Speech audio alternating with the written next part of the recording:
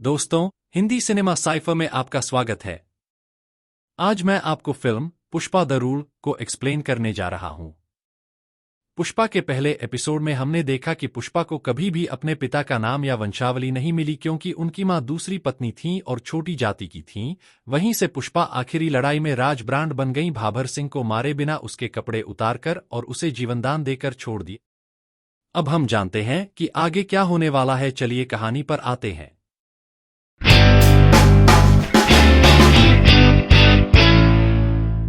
Film की शुरुआत होती है जापान से, जहां एक जहाज कुछ अनजान कंटेनरों को लेकर आता है। इन कंटेनरों में लाल चंदन की लकड़ियां भरी हुई थीं और साथ ही पुष्पा भाऊ भी इन लकड़ियों के साथ थे। जब जापानियों ने इनका सामना किया तो उन्होंने पुष्पा भाऊ को उल्टा लटका दिया, लेकिन पुष्पा भाऊ ने अपनी चतुराई से अपने हाथ छुड़ाए और उन जापानियों से भिड़ गए। यह पता चलता है कि जापानियों ने तो लाल चंदन की लकड़ियां अपने पास रखी हैं, लेकिन कई दिनों से पेमेंट नहीं की थी, जिस वजह से पुष्पा को यहां आना पड़ा। पुष्पा ने इनसे एक जोरदार लड़ाई की, लेकिन अंत में उसे गोली लग जाती है और वह समुद्र में गिर जाता है। तभी हमें यह समझ में आता है कि यह सब सिर्फ एक सपना था। अब पुष्पा भाऊ एक सिंडिकेट का लीडर बन चुका है और वह तय करता है कि लाल चंदन की लकड़ियों को कहां भेजना है। वह पूरी तरह से राज कर रहा था, लेकिन उसके कई दुश्मन भी हैं, जिनमें से एक है भंवर सिंह शेखावत, जो कि IPS हैं। फिल्म के पहले भाग में पुष्पा ने शेखावत को बेइज्जत किया था, जिससे वह बदला लेने के लिए कोई भी कदम उठाने के लिए तैयार है। शेखावत एक योजना बनाता है।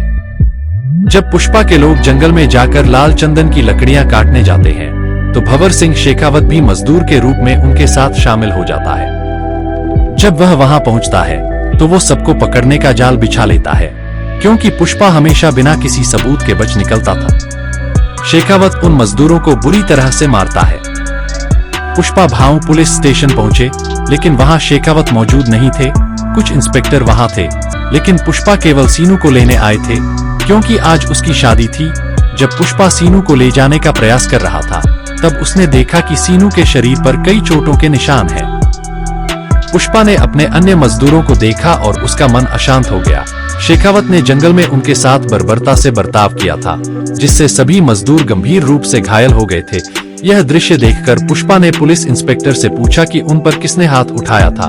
उसका तात्पर्य था कि अगर शेखावत ने उसके मजदूरों पर हिंसा की है, तो इसका मतलब यह है कि उन्होंने पुष्पा पर भी हाथ उठाया है। इंस्पेक्टर और अन्य पुलिसकर्मियों ने इस स्थिति का आकलन करते हुए कहा कि अगर आप इन सभी मजदूरों को यहाँ से ले जाते हैं। यह सुनकर पुष्पा भाव कहता है कि आज से तुम्हारे रिटायरमेंट तक जितना भी पैसा तुम जोड़ने वाले हो, उन सभी पैसों को मैं बो दूंगा। इसका मतलब यह है कि आज तुम्हारा रिटायरमेंट हो रहा है। पुष्पा उन सभी का रिटायरमेंट कर देता है। जब शेखावत पुलिस स्टेशन पहुंचा तो वहां कोई भी मौजूद नहीं था। वह समझ गया कि सभी को पुष्पा भाऊ ने खरीद लिया है।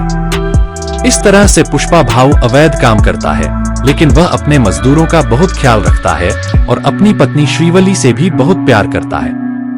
अगले दिन हम देखते हैं कि श्रीवली जब मंदिर में पूजा करने जाती है और भगवान की मूर्ति के लिए कुछ गहने और मुकुट लेकर जाती है, तो उसी मंदिर में पुष्पा का सौतेला भाई मुरली भी मौजूद था। मुरली श्रीवली से कहता है, आप पूजा तो करवा लोगी, लेकिन क्या आपके पास खुद का गोत्र है, खुद का सरनेम है? मुरली हमेशा उन्हें नीचा दिखाता है, लेकिन उसकी बेटी कावेरी उन्हें पसंद करती है। वह उनसे रिश्ता बनाए रखना चाहती है और कावेरी श्रीवली को आंटी कहती है, लेकिन मुरली कावेरी को उनसे बात करने से मना करता है। इसलिए पुष्पा श्रीवली की सारी बातें सुन लेती है और आज पुष्पा सिद्धप्पा के साथ CM से मिलने जा रही थी, इसलिए श्रीवली पुष्पा से कहती है कि अगर तुम जा रही हो तो CM के साथ एक फोटो क्लिक करवा लो, ताकि हम उसे फ्रेम करवाकर हॉल में लगा सकें। पुष्पा ने अपनी पत्नी से वादा किया था, लेकिन जब वह वहां पहुंचा तो वहां कुछ और ही हुआ। भले ही पुष्पा सिंडिकेट की तरफ से CM को फंडिंग करती है, लेकिन CM यहाँ पुष्पा के साथ फोटो क्लिक नहीं करवाते हैं। उनका मानना है कि जूते पैरों में ही रहने चाहिए, उन्हें हाथ में नहीं पहनना चाहिए। इसके साथ ही उन्होंने श्रीवली के बारे में 2-4 बातें भी कही। यह देख पुष्पा को यह बिल्कुल पसंद नहीं आया। बाहर आते ही पुष्पा ने सिद्धप्पा से कहा कि अगर तुम CM होते तो क्या मेरे साथ फोटो क्लिक नहीं करवाते, जिस पर सिद्धप्पा कहते हैं कि मैं चाहे कुछ भी बन जाऊं, मैं आपको साथ विदाउट एनी सिचुएशन बेझिझक होके जरूर फोटो क्लिक करवाऊंगा, क्योंकि आप मेरे भाई हो। तब पुष्पा ने उनसे कहा तो फिर सीएम बनने की तैयारी करो। पुष्पा सिद्धप्पा से बहुत सीधा सवाल पूछती है कि सीएम बनने के लिए कितने पैसों की जरूरत होगी। सिद्धप्पा यहाँ कहते हैं कि लगभग 1 करोड़ रुपीस की जरूरत होगी। पुष्पा यहाँ उनसे कहते हैं कि मैं आपको 500 करोड़ दूंगा, लेकिन आपको सीएम बनना पड़ेगा। जिसके बाद सिद्धप्पा केंद्रीय मंत्री से मिलने जाते हैं, क्योंकि पुष्पा ने सिद्धप्पा से कहा था कि वह केंद्रीय मंत्री से मिले। केंद्रीय मंत्री का एक भाई भी होता है और सिद्धप्पा पुष्पा के कहने पर सीएम के बारे में बात करने केंद्रीय मंत्री के पास गए थे। साथ ही पुष्पा ने उनके पास एक सोफा भी भेजा था जिसके अंदर 225 करोड़ रुपए थे। जब सिद्धप्पा ने ये सब चीजें देखी तो उन्होंने पुष्पा से कहा कि ये सब ठीक नहीं है, इस तरह से पैसे बर्बाद करना ठीक नहीं है, क्योंकि हमें बचाना है, क्योंकि 5500 करोड़ ऐसे ही नहीं मिलते। लेकिन पुष्पा के पास कुछ प्लान थे जो वह सिद्धप्पा को बताते हैं। वह कहते हैं कि अब पुष्पा राष्ट्रीय नहीं बल्कि अंतर्राष्ट्रीय बन गए हैं। लाल चंदन वह लकड़ी का कारोबार करते थे केवल मुर्गन के साथ, जिसके बदले में उसे प्रति टन केवल 1.5 करोड़ मिलते थे। लेकिन अगर वह यह सौदा विदेश में करता है तो उसे प्रति टन 2 से 2.5 करोड़ मिल सकते हैं। इसलिए ज्यादा समय बर्बाद किए बिना पुष्पा तुरंत विदेश पहुंच जाता है, जहां उसकी मुलाकात एक बहुत बड़े व्यापारी से होती है जो वहां इस लाल चंदन का सौदा करता है और उसे बदले में उसे 2000 क्विंटल लकड़ी देनी थी। पुष्पा को 5000 करोड़ रुपए मिलने वाले थे, इसलिए अगर पुष्पा को 5000 करोड़ कमाना है तो उसे 2000 करोड़ लाल चंदन की लकड़ी का इंतजाम करना होगा। फिर वह अपने सिंडिकेट के सभी सदस्यों को सक्रिय करता है और उन्हें बताता है कि मुझे सभी जगहों से लाल चंदन की लकड़ी चाहिए। इसलिए सिंडिकेट के सभी सदस्य लाल चंदन की लकड़ी का इंतजाम करना शुरू कर देते हैं और वे इसे लाकर पुष्पा को देने वाले थे। लेकिन तभी मंगल सीनू और उसका साथी प्रवेश करते हैं। साथ ही मंगल सिंह और उसकी पत्नी शेखावत को निर्देश देते हैं कि वह सिंडिकेट के सदस्यों को इस तरह से धमकाए कि सिंडिकेट के सभी सदस्य डर जाएं और उसे ये काम नहीं करना चाहिए। बात यह है कि मंगल सीनू खुद सिंडिकेट का अध्यक्ष बनना चाहता है। इसलिए जब भंवर सिंह को इस बात का पता चला तो उसने सारे चेक पोस्ट जाम कर दिए। तभी लाल चंदन से भरा एक ट्रक चेक पोस्ट पर पहुंचा। शेखावत वहां पहुंच गया और इस बार उसने बिल्कुल भी दया नहीं दिखाई और पूरा ट्रक जला दिया। साथ ही जब सिंडिकेट का सदस्य वहां पहुंचा तो भंवर सिंह ने उसे मार डाला। मंगल सीनू उसे सिर्फ डराना चाहता था, लेकिन भंवर सिंह का कहना है कि उसके डराने का अंदाज थोड़ा अलग है।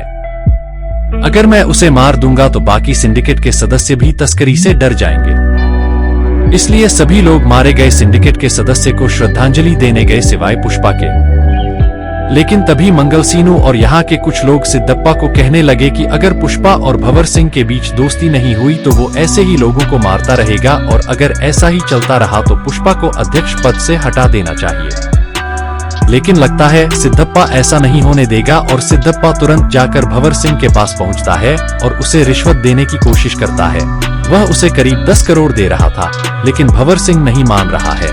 वह कहता है उस रात इसने मुझे नंगा करके दौड़ाया था, मैं इसे बिल्कुल भी नहीं छोड़ने वाला हूँ। तब सिद्धप्पा कहता है कि अगर वह तुमसे सबके सामने, जिसमें मैं भी शामिल हूँ, माफी मांगने को मजबूर करेगा तो क्या तुम उसे माफ कर पाओगे? यह सुनकर भंवर सिंह तुरंत हाँ कह देता है और कहता है कि एक पार्टी का इंतजाम करो ताकि वह यहीं पुष्पा से माफी मांग सके।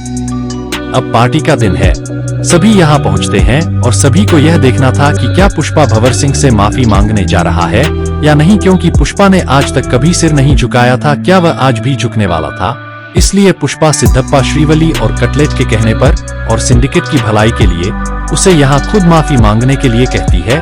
पुष्पा बहुत अधिक शराब में था, इसलिए उसने यह सुनकर सबके सामने भंवर सिंह से माफी मांगी। भंवर सिंह बहुत खुश हो जाता है। उसने इस आवाज को रिकॉर्ड भी किया था और बार बार सुन रहा था। लेकिन जब पुष्पा वापस घर जा रही था तो उसे बहुत अजीब लगा और पार्टी में सभी लोग हैरान थे कि पुष्पा ने कैसे माफी मांगा।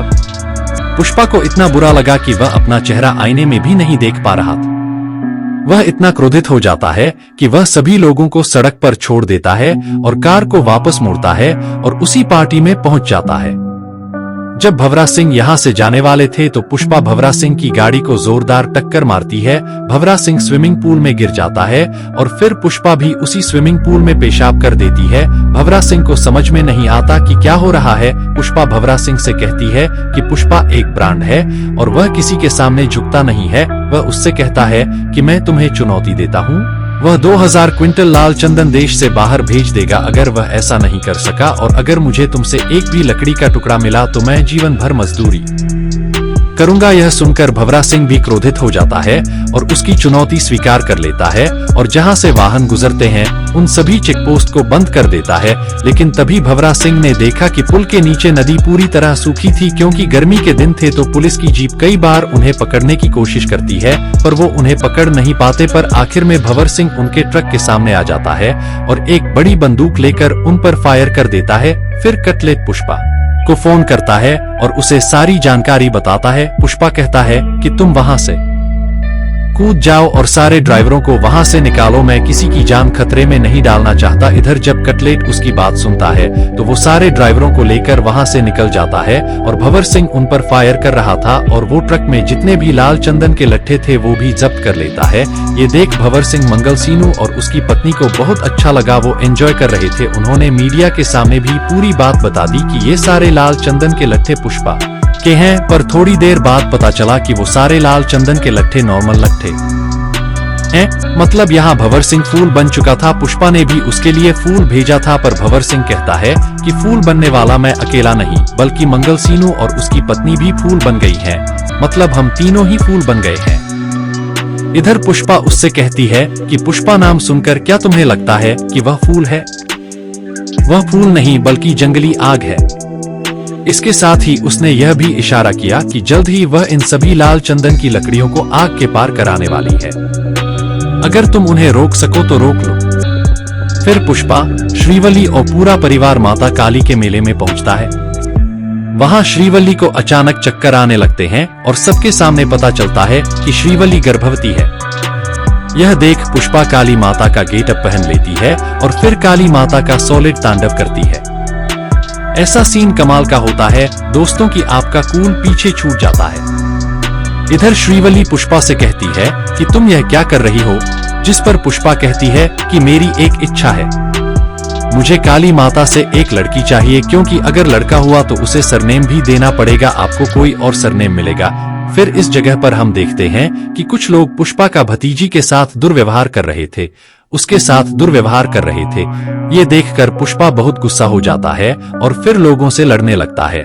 ये सभी एक्शन सीक्वेंस बहुत ही कमाल के थे, क्योंकि सभी एक्शन इमोशन से भरे हुए थे।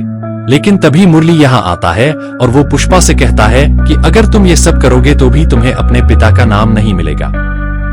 तुम्हें लगता है कि तुम हमारे साथ मिल जाओगे, ऐसा कुछ नहीं हो सकता। तुम हमेशा से अनाथ थे और हमेशा रहोगी, कोई भी तुम्हारा नहीं हो सकता। जब श्रीवल्ली ने ये सब सुना तो वो मुरली पर बहुत चिल्लाई। बाद में जिन लोगों ने कावेरी के साथ दुर्व्यवहार और बदसलूकी की थी उन लोगों को मुरली ने मार डाला। अब आगे हम देखते हैं कि मंगला सीनू और उनकी पत्नी और भंवर सिंह शेखावत सीएम के पास पहुंचे।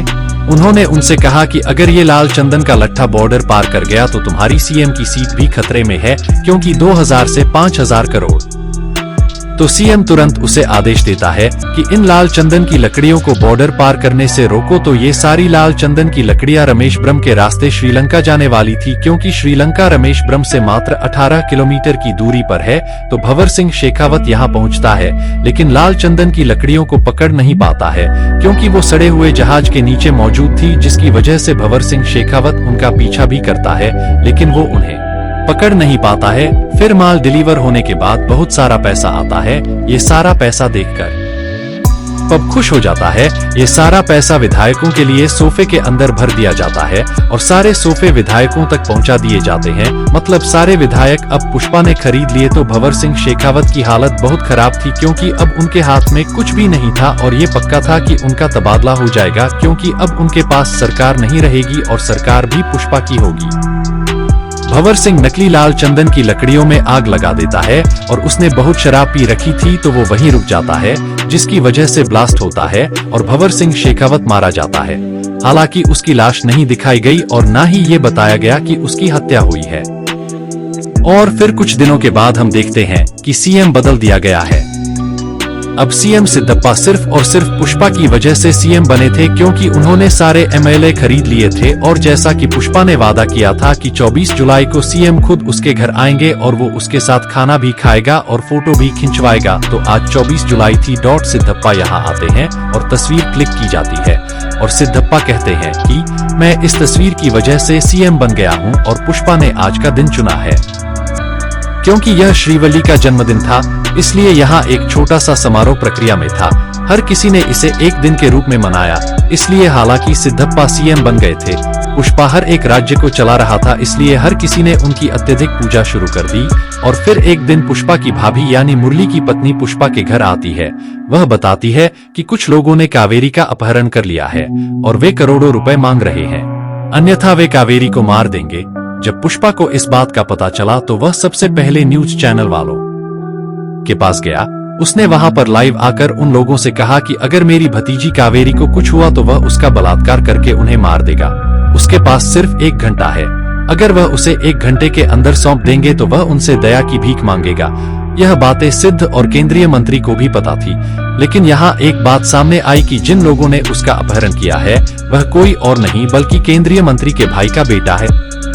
वो केंद्रीय मंत्री का भतीजा है। तो यहाँ केंद्रीय मंत्री सिद्धप्पा से पुष्पा को फोन करवाते हैं। वो पुष्पा को बताते हैं कि वो केंद्रीय मंत्री का भतीजा है, इसलिए वो उसके साथ कुछ ना करें, हम जल्द से जल्द उससे संपर्क करेंगे और वो कावेरी को छोड़ देंगे। अगर वो उसके साथ कुछ करता भी है तो तुम्हारा कुछ लेना देना नहीं है। लेकिन पुष्पा कहता है कि मुझे इससे कोई फर्क नहीं पड़ता, केंद्रीय मंत्री भाड़ में जाए और सिद्धप्पा सीएम भी भाड़ में जाए, मेरा किसी से कोई लेना देना नहीं है। तो केंद्रीय मंत्री का भतीजा पुष्पा से 10 करोड़ मांग रहा था और पुष्पा को अकेले अपने ठिकाने पर बुला रहा था। पुष्पा मान जाता है और वो हेलीकॉप्टर से वहां पहुंच जाता है।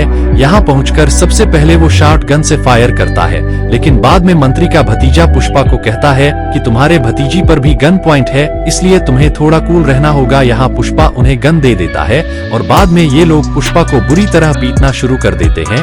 वो अच्छे से जानते हैं कि जब पुष्पा के हाथ बंधे हुए होते हैं तब भी इसके बावजूद वो कमाल कर सकता है और सबको मार भी सकता है। पुष्पा 2 एक बहुत बड़ी सुपरहिट फिल्म है और अगर किसी से पूछा जाए कि उसे फिल्म में सबसे ज्यादा क्या पसंद आया तो वह इस फाइट एक्शन सीक्वेंस के बारे में बताएगा। ये सभी एक्शन सीक्वेंस रोंगटे खड़े कर देने वाले थे, क्योंकि इन सभी एक्शन में इमोशन मौजूद थे। मंत्री का भाई भी वहां पहुंच गया था, इसलिए पुष्पा ने मंत्री के भाई के साथ साथ उसके भतीजे को भी मार डाला। जब मंत्री को इन सब बातों का पता चला तो वह पूरी तरह से पागल हो चुका है। तो अब अगले सीन में हम देखते हैं कि जब पुष्पा अपने घर पर होता है तो मुरली उसके घर आता है। मुरली को अपनी गलती का एहसास हो चुका था, इसलिए वह वहां पुष्पा और पूरे परिवार से माफी मांगने आया। मैं यहाँ सिर्फ कावेरी का कार्ड देने आया हूँ, क्योंकि उसकी शादी होने वाली है और कावेरी ने मुझसे कहा है कि अगर पुष्पा भाऊ इस शादी में नहीं आएंगे तो मैं मंडप में नहीं बैठूंगी। तभी शिवली पुष्पा से कहती है कि सारे कार्ड में माँ का नाम है और तुम्हारा नाम भी है, वो भी पिता के साथ। ये देख पुष्पा काफी भावुक हो जाता है। उसे शांत करने के लिए उसके इर्द गिर्द भीड़ जमा हो जाती है, क्योंकि पुष्पा को इस तरह रोते हुए कभी किसी ने नहीं देखा। बाद में पुष्पा भी उन्हें माफ कर देता है और फिर वो अपने पूरे परिवार के साथ कावेरी की शादी में पहुंचते हैं। सबने एक दूसरे को माफ कर दिया था और अब वो आगे बढ़ चुके थे। इधर मंत्री के घर में मातम छाया हुआ था, क्योंकि मंत्री के भाई और मंत्री के भाई के बेटे की मौत हो गई थी। इधर एक आदमी हाथ में पार्सल लेकर आता है। जैसे ही वो उसे मंत्री के पास लेकर जाता है, अचानक एक आदमी उसे पार्सल देता है। जैसे ही वो उसे मंत्री के पास लेकर आता है, अचानक एक आदमी पहाड़ी से उसे उड़ा देता है और यहीं पर फिल्म खत्म हो जाती है। मुझे उम्मीद है कि आपको यह वीडियो पसंद आया होगा। अगर आपको वीडियो पसंद आया है तो कृपया वीडियो को लाइक करें और चैनल को सब्सक्राइब करें।